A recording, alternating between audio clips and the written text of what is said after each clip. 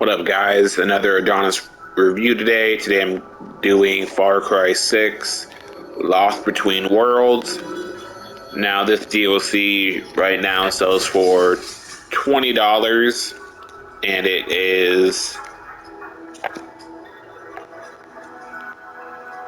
was released on December 7th of 2022, so it's about a month old. Now, I'm really torn between the DLCs for Far Cry 6 overall. Maybe it's just a me thing, but I kind of have a love-hate relationship with them. And I'm not really sure if it's fair or if I'm correct in my feelings. So far, just kind of go over the DLCs that have kind of released so you can follow along with if you haven't done them or have. So before this, there has been 3 pay for DLC. One for each villain in Far Cry 3, 4, and 5. I think it was like the John Seed, the Voss, and the Min, if I'm not mistaken. I don't know. I can't remember. It's been a while. And then there's been, I think, 2 free DLCs that you could play if no matter what. And that was the Stranger Things crossover event, where you're kind of in the Stranger Things world and upside down, and you have to get out, which is pretty cool. And then they have the Rambo one, where you get like weapons of Rambo and shit, and have like a bow and arrow that blows shit up, which is pretty mediocre. The Rambo one was kind of a disappointment overall. It was short, to the point. It was kind of like just like a level, like a short level. It was very, very quick. You could probably get done like in 20 minutes or something. But whatever, it's free. I guess you can't complain, but there really wasn't much to it. The Stranger Things was, I think, a perfect free DLC or whatever you want to call it. You know, probably give you like an hour of shit to do. It's free. The map was super cool.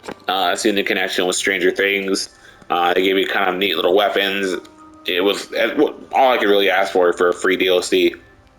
Now, when we talk about the other DLCs, that's kind of how we get into this one. They're very repetitive.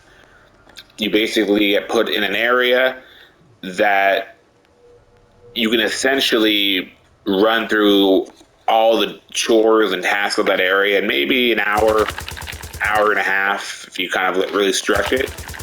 And most of the playback value in it is doing it over and trying to see if you can, get better weapons or succeed or get a higher score.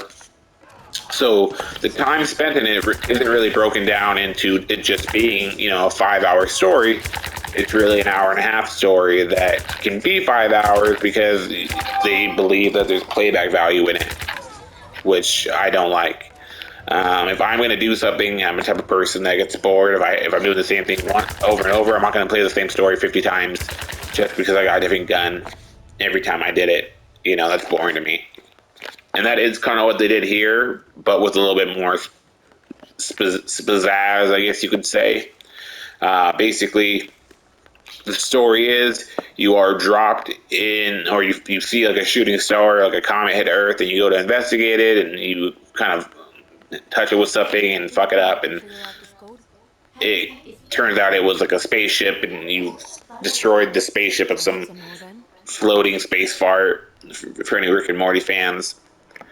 And that kind of puts you in like a lockdown where you're stuck inside its ship, and essentially you'll be stuck in there for millions of years unless you find a way out. And the only way to get out is kind of go into these like rift dimensions that the ship makes, very Rick and Morty-ish, and kind of free yourself. So by doing that, you basically go into different areas, go across the plane, kill people, find weapons, slowly get better shit. And then you'll get to find a rift that takes you to another area. Usually there's always 2 options. So you can either go one here or there, and you just kind of keep doing that until you get to the very end and you get a shard. I think you're supposed to get three 3 shards, I think at minimum maybe 5, and that gets you out of the ship. So again, I mean, overall, you probably do have like 3 hours of gameplay, of unique gameplay in it. But most of the playback value is supposed to be, you know, if you die and fuck up, you kind of collect these crystals or whatever, glints of while you're going along. So if you die, you do have like a chance to save yourself, but you probably only have like maybe 2 chances depending on how well you did. So most of the playback value they really have put forward is based on you dying and having to repeat what you kind of started. And again, I don't really like that. It kind of makes it unique. I don't want my playback value to be based off of me having to rinse and repeat and do it over and over again. So it is still pretty cool. I can't deny it. I mean, the world you kind of go to, I mean, this is a pretty cool looking world. It kind of mixes the Colombian, you know, island decor with like weird space crystals and just trippy, mind-bending type of shit happening. So it is pretty cool. Like I said, I did the main thing is it's very similar to the previous DLCs of like the boss, where you're basically just in a weird altered dimension type place, and you're just dropped in the middle of it and have to like walk around and get better stuff to get to the very end of it. And like I said, all the playback value is really in dying and doing it in a different way. But fortunately, this one's longer.